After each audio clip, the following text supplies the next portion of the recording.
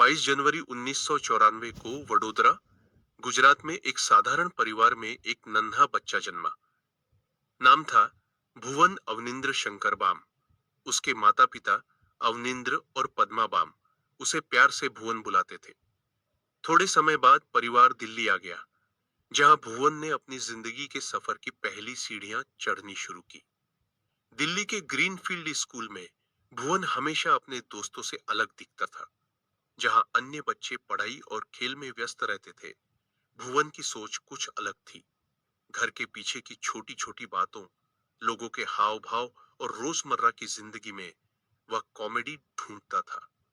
कभी वह अपने टीचरों की नकल करता, कभी अपने दोस्तों को हंसाने की नई नई तरकीबें सीखता, और यही शैतानी सी ऊर्जा उसके अंदर एक कलाकार की पहली झलक थी। स्कूल के बाद भुवन ने शहीद भगत सिंह कॉलेज, दिल्ली यूनिवर्सिटी से इतिहास में स्नातक की डिग्री ली। इतिहास पढ़ना उसे हमेशा पसंद रहा, लेकिन असली रुचि तो उसके अंदर संगीत, हास्य और अभिनय थी। भुवन का दिल बचपन से ही संगीत के लिए धड़कता था। गिटार की धुन, गीतों के शब्द, आवाज की शक्ति, यह सब कुछ उसे खींचता था। कॉलेज के दिनों में वह कई बार छोटे छोटे कैफे और रेस्तराओं में गिटार पकड़े गाता और संगीत के साथ अपनी भावनाओं को पिरोता। इंटरनेट जमाने से पहले भी वह संगीत के जरिए लोगों से जुड़ने की कोशिश करता था। भुवन का मानना था कि गीत और हास्य दोनों ही इंसान के दिल का दरवाजा खोलते हैं। यही वजह थी कि जब उसने अपनी पहली छोटी सी गिटार बात की, तो लोगों के चेहरे पर मुस्कान उतरती थी। लेकिन किसने सोचा होगा कि एक दिन यह वही गिटार और कैमरा भुवन को दुनिया भर में पहचान दिलाएगा। जैसा अक्सर कहा जाता है, मोक्ष तभी मिलता है जब आप सबसे अलग बनते हैं।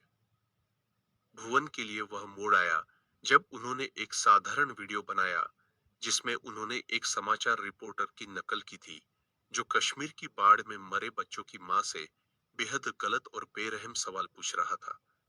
यह वीडियो उन्होंने फेसबुक पर डाला, और सत्य तो यह है कि उसे किसी ने खास ध्यान नहीं दिया।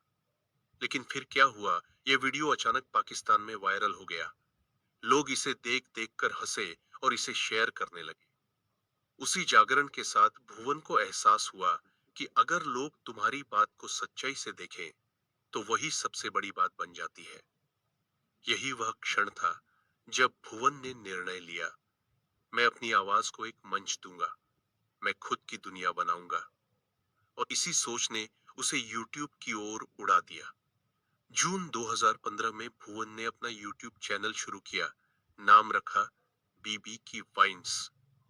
ये सिर्फ एक चैनल नहीं था, ये एक छोटे से डिजिटल प्लेटफॉर्म की शुरुआत थी, जिसने भुवन को भारत ही नहीं, दुनिया भर में पहचान दिलाई। भुवन की खास बात यह थी कि वह अपने वीडियो में वही रोजमर्रा की बातें, छोटी छोटी घटनाएं और आम भाषा की कॉमिक नज्म दिखाता था। लेकिन सबसे अहम बात, भुवन खुद ही हर किरदार निभाता था। जिस तरह वह एक ही शरीर में अलग अलग लोगों की भाव भंगिमा, बोलचाल और चाल को बदल देता, वही भुवन की सबसे बड़ी ताकत थी। भुवन ने बीबी की वाइन्स में अनेक किरदार बनाए। भुवन खुद बंचोद दास, सितारे भरे समीर, टीटू मामा, एंग्री मास्टर जी डैश डैश डॉक्टर सेगल और भी कई मजेदार पात्र। यह सब कुछ वह एक ही मोबाइल कैमरा के सामने करता था। कोई बड़ी प्रोडक्शन टीम नहीं, कोई बड़ा बजट नहीं, सिर्फ भुवन, उसका हास्य और लोगों तक सीधी पहुंच। बीबी की वाइन्स के छोटे छोटे वीडियो 2 से 12 मिनट के थे, लेकिन उनकी प्रभावशाली कॉमिक स्ट्रक्चर और प्राकृतिक अभिनय ने जनता के दिलों को टाटा कर लिया। लोग सिर्फ हंसते नहीं थे, वे यह महसूस करते थे कि यह तो मेरे आसपास के लोगों की बातचीत ही है। और धीरे धीरे वही लोगों की रोजमर्रा की जिंदगी भुवन की कॉमिक शैली बन गई।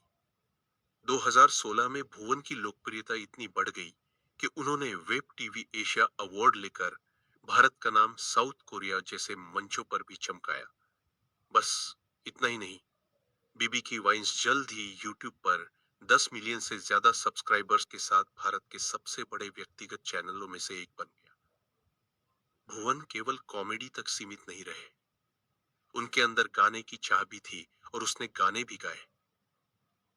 तेरी मेरी कहानी, सांग हूं तेरे, सफार, राह गुजार, अजनबी और कई भावनात्मक गीतों को उन्होंने प्रस्तुत किया।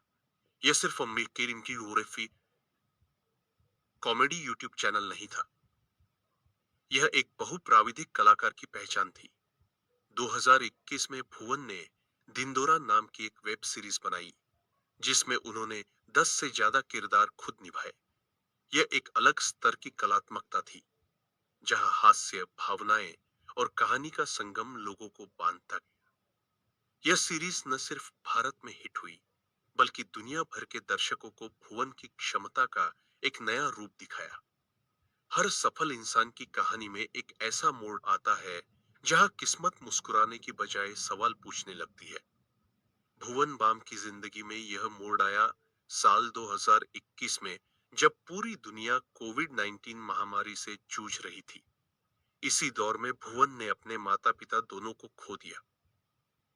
वह माता पिता जिन्होंने उसे पाला, संभाला, उसके सपनों पर भरोसा किया, एक झटके में भुवन की दुनिया उजड़ गई। सोशल मीडिया पर करोड़ों लोगों को हंसाने वाला यह कलाकार अंदर ही अंदर टूट चुका था।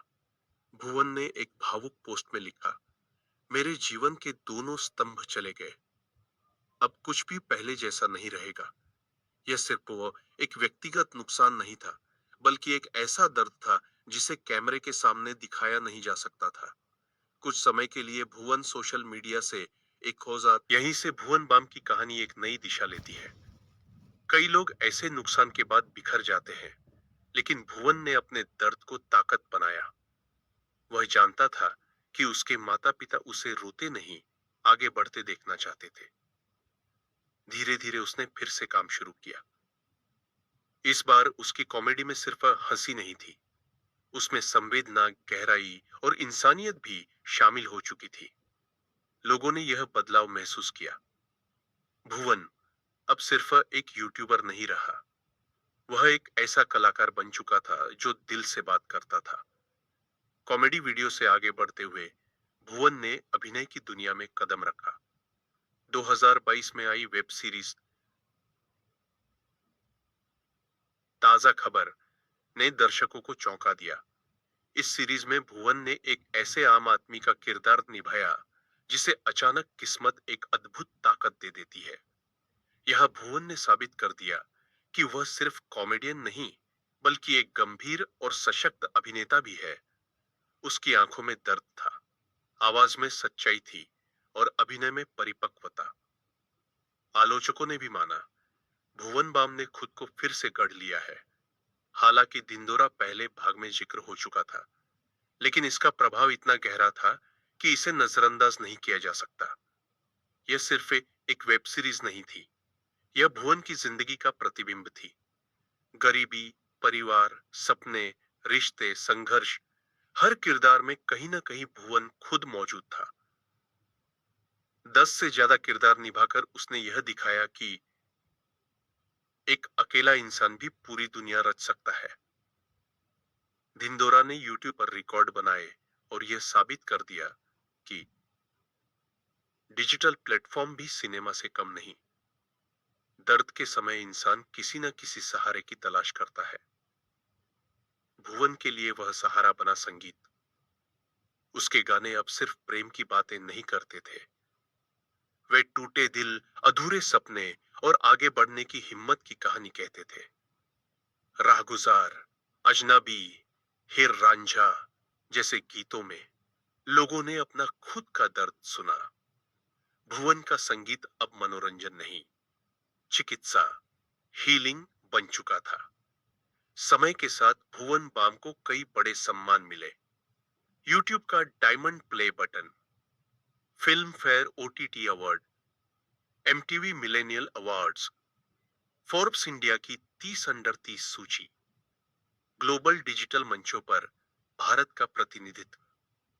लेकिन भुवन के लिए सबसे बड़ा पुरस्कार था लोगों का प्यार। वह अक्सर कहता है, अगर लोग मेरी कहानी में खुद को देख पाते हैं तो वही मेरी जीत है। आज भुवन बाम सिर्फ एक कंटेंट क्रिएटर नहीं है, वह एक रोल मॉडल है।